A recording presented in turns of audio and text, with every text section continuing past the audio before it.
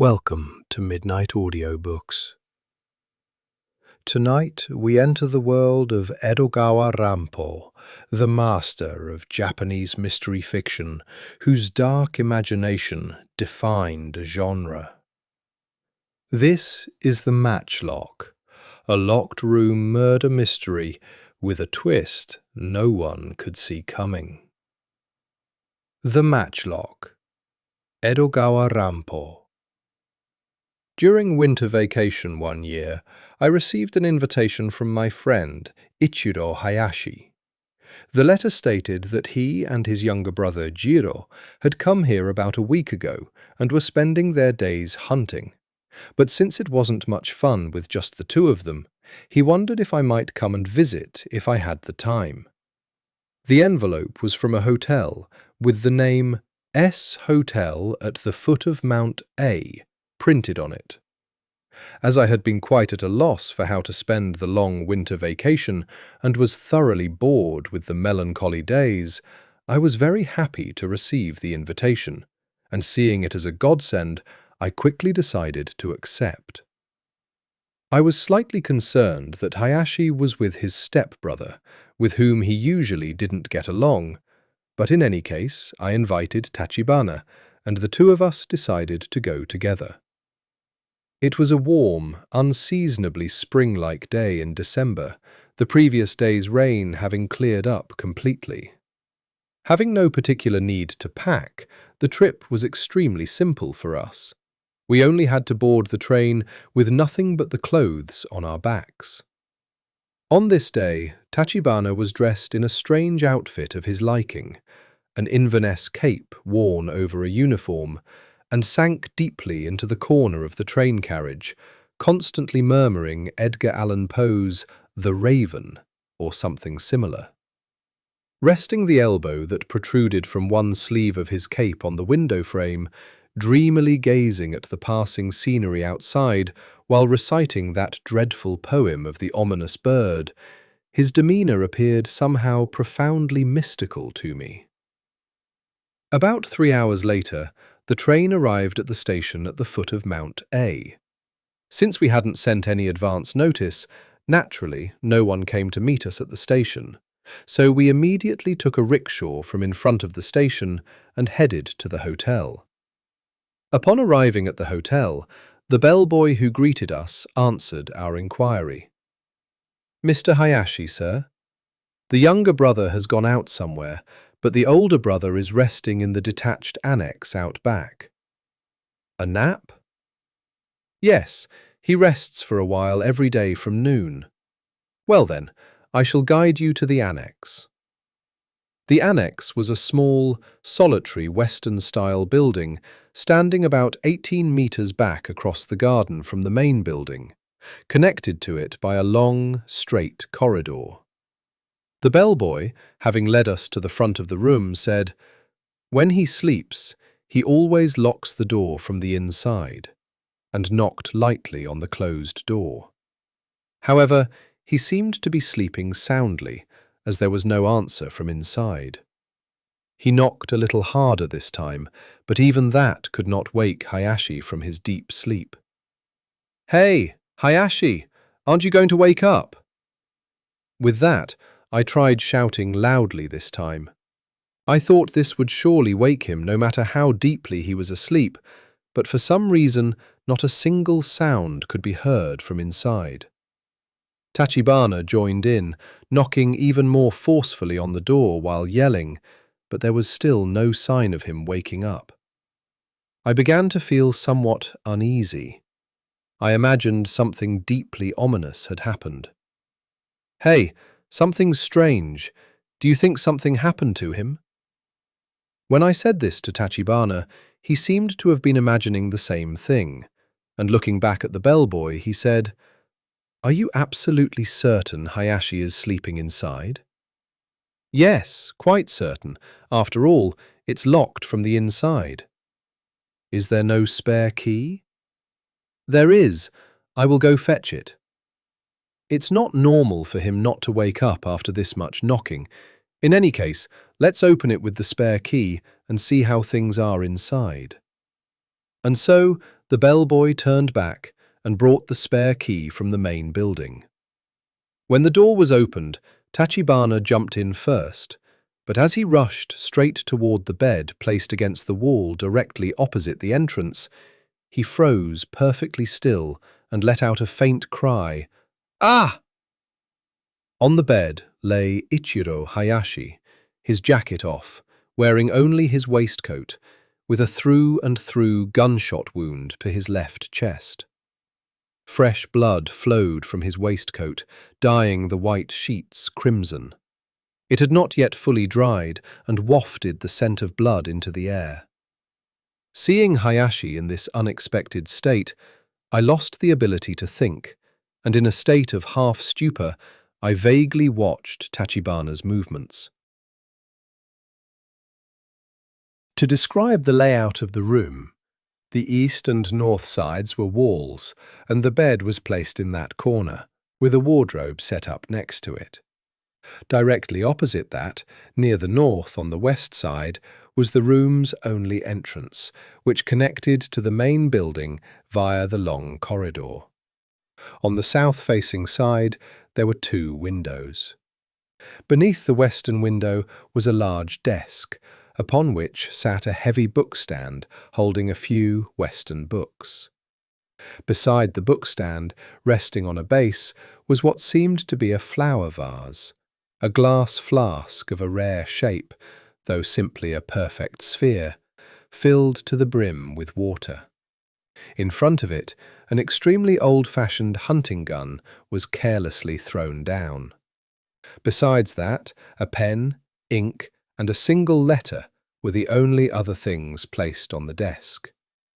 As is customary, 2 chairs were politely positioned in front of and beside the desk. Both windows were made of frosted glass, but for some reason one of them, the one in front of the desk, was half open, and sunlight was pouring through it, brightly illuminating the entire desk. Tachibana looked around the room for a while, then approached the half-open window in front of the desk. He casually stuck his head out to look outside, pulled his head back in, and fixed his eyes intensely on the hunting gun on the desk. Next, he picked up the envelope and glanced at it. Then, searching his suit pocket, he pulled out a compass attached to a watch chain. Looking at the compass, he stuck his head out the window again to look at the sky, stared intently at the desk, and looked back toward the bed in the corner. He repeated these actions several times, until suddenly hurried footsteps were heard coming down the corridor from the main building. At that, whatever he might have been thinking, Tachibana suddenly became frantic.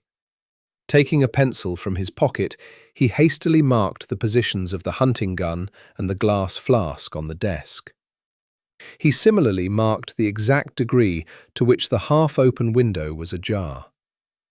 Shortly after, barging noisily into the room of the tragedy, was a party of police officers who had rushed over upon the bellboy's urgent report.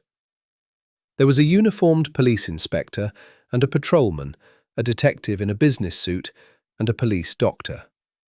Behind them, standing by, pale-faced, were the owner of the hotel and the bellboy who had initially guided us to this room.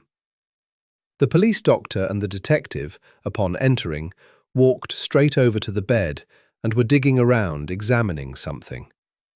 As I watched, the detective pulled a pocket watch with a chain from around the chest of the corpse, and, to no one in particular, "He was done in at 1:30, he muttered.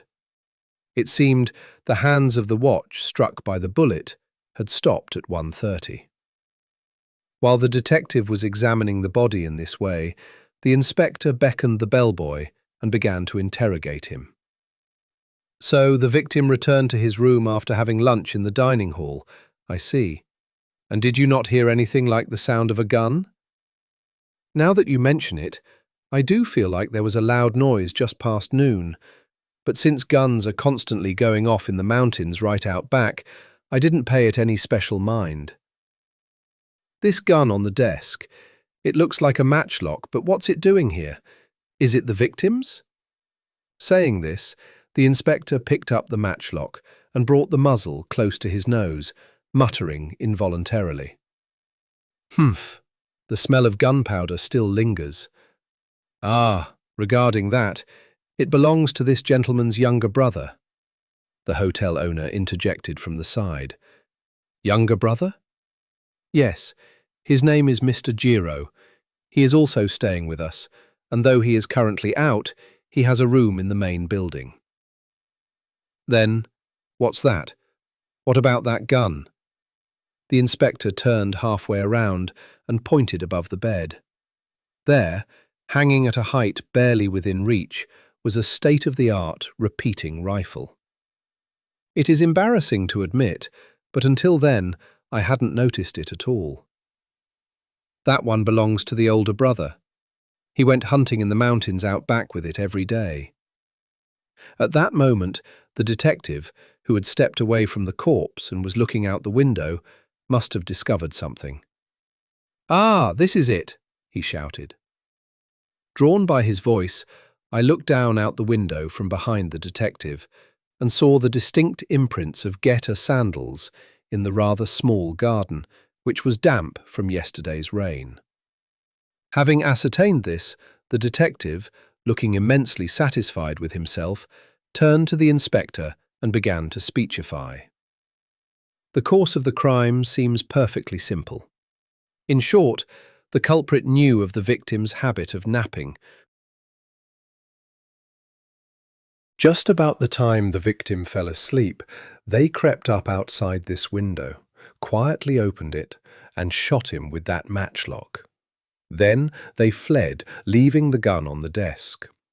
Therefore, if we investigate those who are well acquainted with the victim's daily life, I believe the culprit will be known immediately. Just then, the sound of frantic, clattering footsteps echoed in the corridor, and a young man burst into the room. It was Jiro. The moment he entered, he cast his eyes toward his brother's corpse on the bed, his face terribly stiff with terror. For some reason, the moment I saw Jiro, my heart suddenly began to pound violently. It felt as if he had arrived at a place where he absolutely should not have come. Weren't all the circumstances pointing directly at one person, saying, "You are the culprit"? The matchlock belonged to Jiro, and the footprints outside the window were getter marks, while the Jiro standing right in front of my eyes was wearing Japanese clothes. Moreover, I was well aware of the domestic troubles between these two brothers. What on earth has happened here? Breathing heavily, Jiro yelled to no one in particular the moment he walked in. "You must be Jiro?" the detective asked in a sharp tone. "That's right." Seeing the completely tense faces of the people lined up there, Jiro turned even paler and answered in a trembling voice. "Then this matchlock gun is yours, isn't it?" the detective asked, pointing at the hunting gun on the desk. Upon seeing it, Jiro seemed momentarily startled, but he answered calmly, "It is, but what about it?" The detective pressed on without regard for his question. "Where have you been until now?" Jiro faltered for a moment at this question, but finally muttered in a small voice, "I cannot tell you that, nor do I think there is any need to." "Excuse me, but you two are true blood brothers, right?" A cynical smile floated on the detective's face as he said this. "No, we are not." After that, there were various other interrogations, an autopsy by the police doctor, and an investigation of the scene both inside and outside the room. In the end, Jiro was ultimately taken into custody on the spot. That evening, Tachibana and I faced each other in a room at the same hotel. We had remained at the hotel to deal with the aftermath of the body and other matters.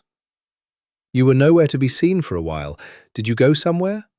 I broke the ice first. There was no way that Tachibana, a detective fanatic on a normal day, would sit idly by after stumbling upon such an incident.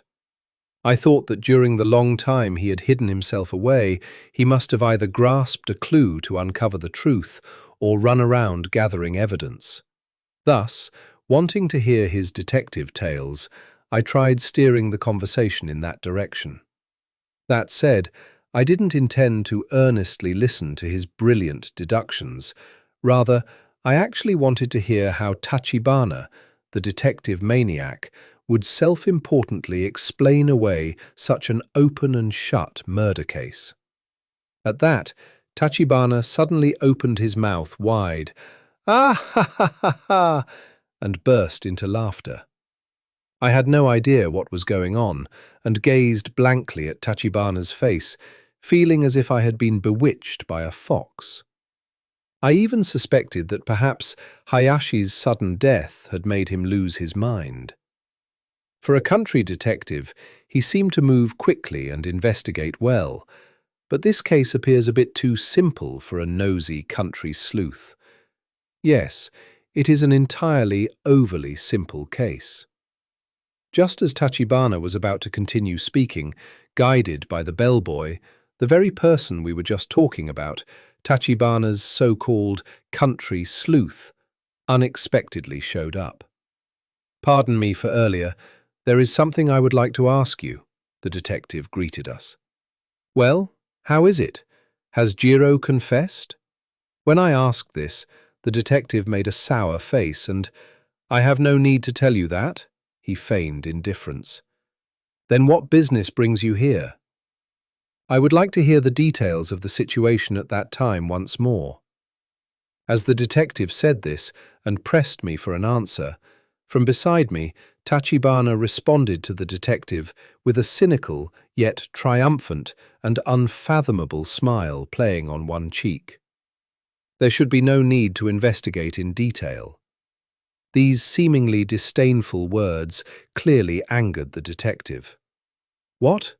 What do you mean there's no need to investigate? I am here to investigate under my official authority. You are free to investigate as you please, but I believe there is no need for it." "Why?" "I don't know what you think, but this incident is not a crime. Therefore, there is no culprit and no need to investigate a criminal act." At Tachibana's unexpected words, both the detective and I were so surprised we nearly jumped out of our skin. "Not a crime? So you're saying it was suicide?" The detective's words carried a tone of contempt, as if to say, "What is this insolent youngster babbling about?" "No, of course it wasn't suicide." "Then are you saying it was an accidental death?" "Not exactly that, either." "Ah, this is amusing. Not a homicide, not a suicide, and not an accidental death. Then how on earth did that man die? Surely you aren't—" "No, I merely said it is not a crime. I am not saying it wasn't a homicide." "I don't understand you." Although he said this, a cynical smile mocking Tachibana still floated on the detective's face. Seeing the detective's expression, Tachibana seemed deeply offended. Glaring sharply at the detective, he said, "Even if I explain it here and now, you might not be convinced, so I will show you the evidence tomorrow." "Evidence? Oh, if you have such rare evidence, I would certainly love to see it. But why must it be tomorrow?" "There is a crucial reason for that. I cannot show it to you unless it is tomorrow. In any case, please come here tomorrow at 1 o'clock. I will surely show you evidence that will convince you." "You're surely not joking." "Very well, tomorrow at 1 o'clock. However, please consider it cancelled if it rains tomorrow, or even if it is slightly cloudy." "Eh? It won't work if it's cloudy?" "That's right.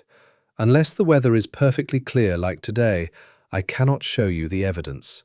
Ah, and when you come, be absolutely sure to bring that matchlock gun with you."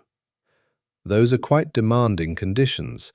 Well then, looking forward to tomorrow, I will take my leave for today." Uttering this as a sort of parting shot, The detective left with a strange smirk. Once the detective was gone, Tachibana turned to me and muttered, "That country detective, he's started suspecting me now." Country detective or not, to be honest, even I couldn't help but doubt Tachibana's words, as his behavior was simply too eccentric. What on earth could this evidence Tachibana spoke of be pointing to? "Hey, what exactly do you mean by evidence?" When I asked him about it, Tachibana replied as if it were nothing at all. "There was an unusual vase on the table in that room, wasn't there? That, in short, is the evidence." Even when Tachibana stated it so clearly, I couldn't comprehend it at all. However, it irritated me to press him any further, so, pitying my own incompetence and feeling a sense of self-loathing, I fell silent. That night, before going to bed, I opened the window of our room and looked outside. At that moment, I saw the figure of a suspicious man standing still in the darkness near the window. The next day, fortunately, brought beautiful, cloudless weather. The detective from yesterday, accompanied by 2 patrolmen, arrived punctually at 1 o'clock as promised. In his right hand, he firmly gripped the matchlock gun in question. When Tachibana saw the figure of one of the patrolmen following behind the detective, he approached him, lightly tapped the patrolman on the shoulder, and laughed. "Good work last night," he said. Hearing this, the detective became flustered and, "Actually, I thought the culprit might still be hiding inside this hotel, so I had him stand guard," he offered as a somewhat defensive excuse. So, it seemed the suspicious man I had seen was this patrolman. Now, once everyone had gathered in the annex, the hotel owner and the bellboy were among them, Tachibana, today's leading man, approached the table in the southwest corner of the room and arranged the items on it exactly as they had been the day before.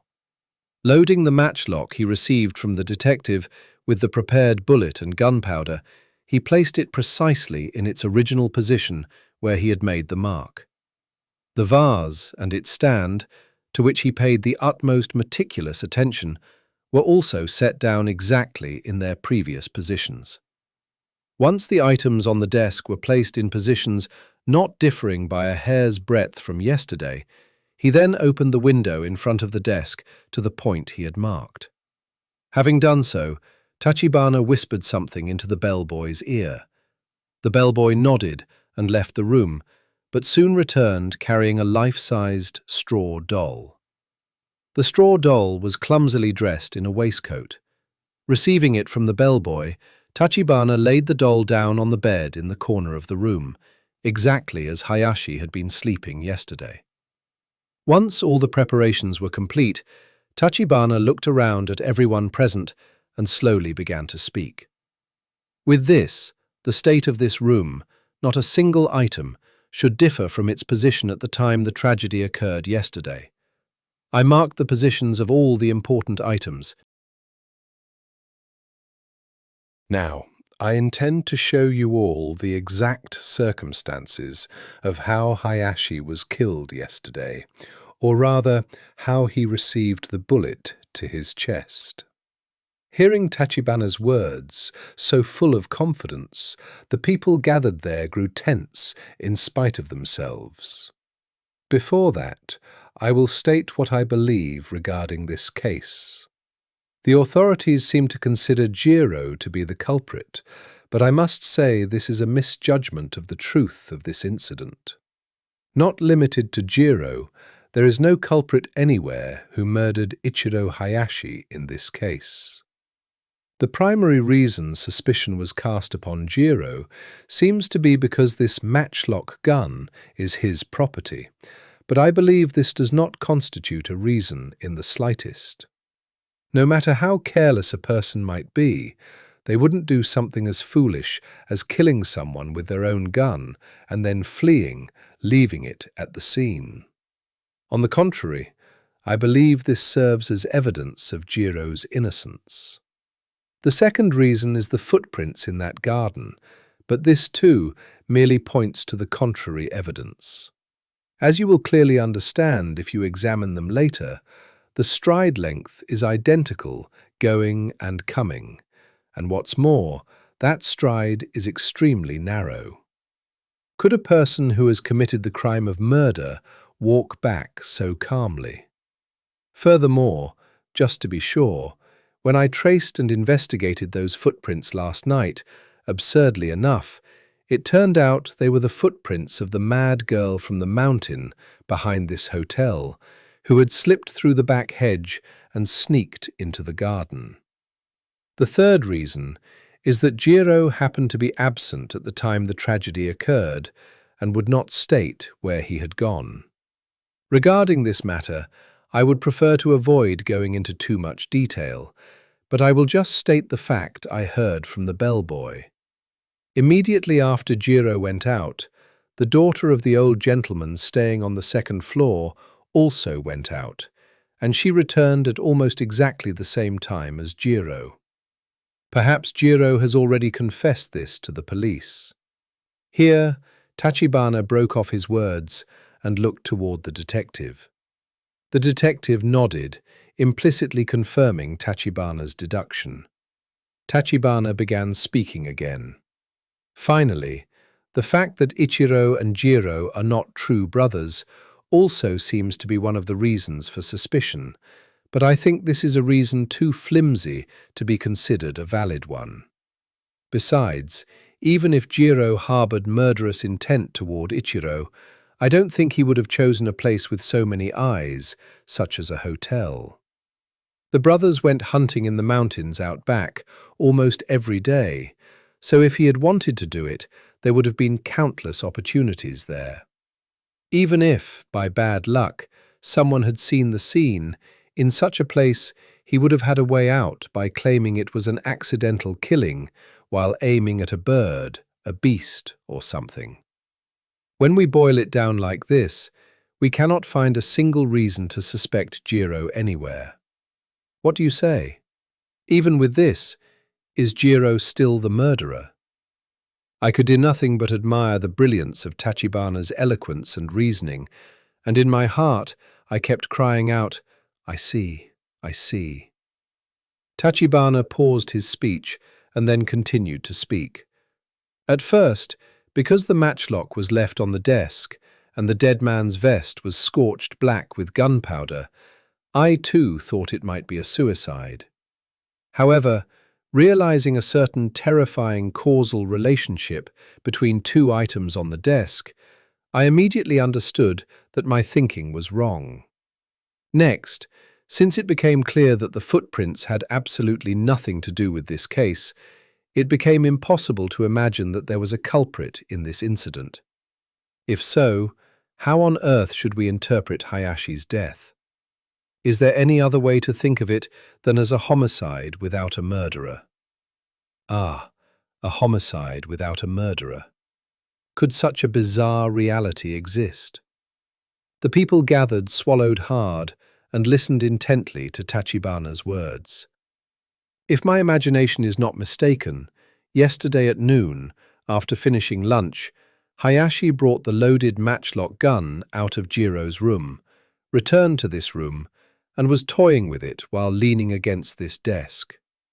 However, he suddenly remembered that he had to write a letter to a friend, so he began to write the letter, leaving the gun resting on the desk. The fact that the butt of the gun happened to be touching the corner of this bookstand at that time created the critical cause of this incident. Immediately after finishing the letter, he lay down on the bed for his customary afternoon nap. It is not clear exactly how much time passed after that, but at 1:30, a truly terrifying tragedy occurred. The world's most mysterious murder without a murderer took place. As he said this, Tachibana took a pocket watch from his pocket. Now, it is currently 1:28. In another minute or two, the murder without a murderer will take place. The truth of this case will become perfectly clear. Please pay close attention to the vase on the desk. With a feeling akin to watching a magician's trick, everyone simultaneously fixed their 12 eyes upon that glass flask. And at that moment, something flashed through my mind like lightning. That's it. I understood the trick. The truth of the case became clear. Ah, it was the world's most mysterious murder case, committed by the sun and the glass flask. Look. Receiving the intense sunlight pouring through the window, the glass flask shone brilliantly like a flame. Passing through that spherical glass flask brimming with water, the sun's rays grew even more intense and began to form the focal point of a terrifying worldly curse directly upon the matchlock gun placed on the desk. The focal point gradually shifted its position along with the sun's movement, and now cast its white-hot light directly above the touch hole. At that very moment, a sharp gunshot echoed throughout the room, and white smoke billowed and wavered from the muzzle. Everyone unanimously shifted their gazes to the bed. There, the straw doll, shot through the chest, was tumbling about, smouldering and burning. Thank you for listening to Midnight Audiobooks. The Matchlock by Edogawa Ranpo. If this story kept you guessing, please subscribe for more mysteries from Japan's greatest writers. Good night.